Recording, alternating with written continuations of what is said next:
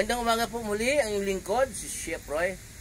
Mula noong bata po ako hanggang ngayon, marami po tayong naririnig na kahit saan ka ng relihiyon, para maligtas ka, ang mahalaga ay pakikipagrelasyon sa Diyos. Paano ka makipagrelasyon sa Diyos kung ang relihiyon na ginagalawan mo ay hindi po sa Diyos? Hanggang ngayon po, marami pang sabi hanggang sa dumating na sa punto na narinig ko, mga pinsan ko, malalapit kong kaibigan, at narinig ko talaga yung kapatid ko mismo, may nagsasabi na kahit sa relihiyon, maliligtas ka kung nakikipagrelasyon ka sa Diyos.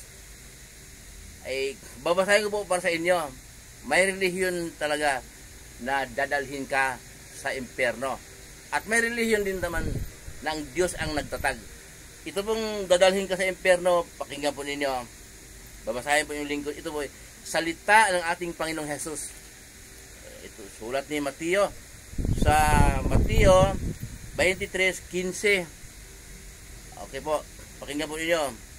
Kahabag-habag kayong mga tagapagturo ng kautusan at mga parasiyo, mga pagkunwari, nilalakbay ninyo ang karagatan at ginagalugad ang buong daigdig. Makahikayat lamang kayo ng kahit isang hintil sa pananampalatayang Hudyo.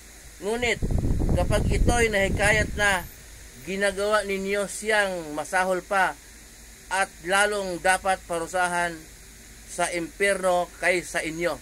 Tama po ninyo? Malinaw po to. Kaya, ibig sabihin, nanghihikayat kayo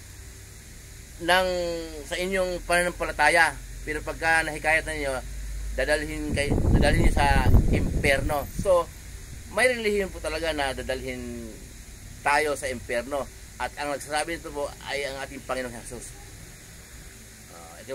At alin po ba naman ang totoong relihiyon?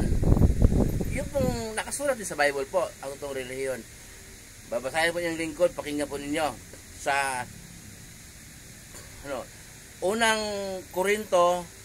Ito po, sa unang Korinto, umpisa po sa 1. Mula kay Pablo na tinatawag ayon sa kalooban ng Diyos upang maging apostol ni Kristo Jesus, at mula kay Sostenes na ating kapatid para sa iglesia ng Diyos sa Korinto.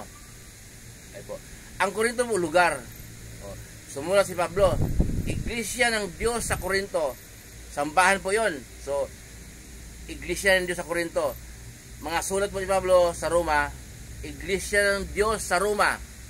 Sa Episo, iglesia ng Diyos sa Episo. Mga sulat po ni Pablo, iglesia ng Diyos sa Colosas. Okay? So, iglesia ng Diyos po ay, yun po ang tinatag ng Diyos po na relihiyon noon pa. Yung mga bagong tatag ngayon, tao lang po ang nagtatag noon.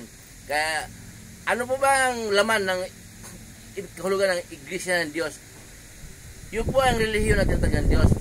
Yung mga turo noon, pakinggan natin ang mga turo ni Jesus. Dahil yun yung gusto ng Diyos Ama na makapangyarihan sa lahat. Ang sabi ng Diyos Ama na makapangyarihan sa lahat, tinig mula sa langit. Mababasa natin sa Mateo 17:5. Ito ang minamahal kong anak na lubos kong kinalulugdan. Pakinggan ninyo siya. Napakalina po. Ang turo ni Jesus ang ating pakinggan. Ang imamumuhay araw-araw. Yun ang totoong relihiyon. Iglesia ng Diyos. Mababasa po natin sa Bible. Hindi natin narinig sa mga kaninong turo. Nasaan mo ba yung turo ni Jesus? Nandun po sa Mateo, Lucas, Marcos, Juan. Yung mga gawa ba? Gawa, Roma, Corinto, Episo, Colosas. Yun po ang mga turo at pagpatotoo ng kanyang mga alagad. Bago po si Jesus umakyat sa langit, sinabi niya sa kanyang mga alagad kung paano ako isinugo ng Ama, gayon din naman isinusugo ko kayo. Kaya pag akyat ng ating Panginoong Hesus sa langit, tinuloy ng kanyang mga alagad ang pangangaral at patotoo.